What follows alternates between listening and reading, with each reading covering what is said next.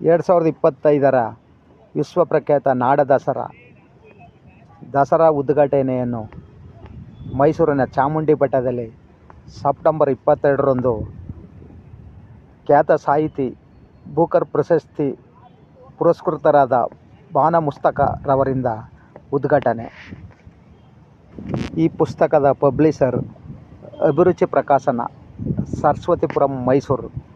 ಅಭಿರುಚಿ ಗಣೇಶ್ರವರಿಂದ ಪ್ರಕಟಣೆಗೊಂಡಿತ್ತು. ಈ ಎದೆಯ ಹಣತೆ ಎಂಬ ಕನ್ನಡದ ಕಥಾಸಂಕಲನವನ್ನು ಕನ್ನಡದಿಂದ ಇಂಗ್ಲಿಷಿಗೆ ಕೊಡಗಿನ ದೀಪ ಬಸ್ತಿಯವರು ಟ್ರಾನ್ಸ್ಲೇಟ್ ಮಾಡಿದ್ದಾರೆ. ಈಗ ನಾವು ನೋಡುತ್ತಿರುವ ಕಾರ್ಯಕ್ರಮ ಅಭಿರುಚಿ ಪ್ರಕಾಶನದ 30ನೇ ವರ್ಷದ ವಾರ್ಷಿಕೋತ್ಸವದ ಕಾರ್ಯಕ್ರಮ.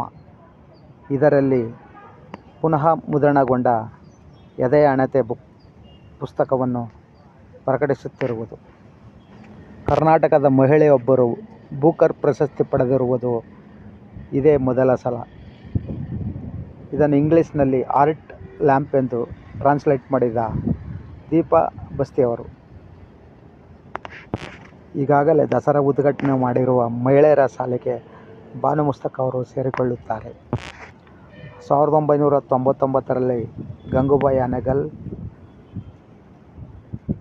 2001ರಲ್ಲಿ ಬಿ. ಸರೋಜಾದೇವಿ, 2018ರಲ್ಲಿ ಸುಧಾಮೂರ್ತಿಯವರು,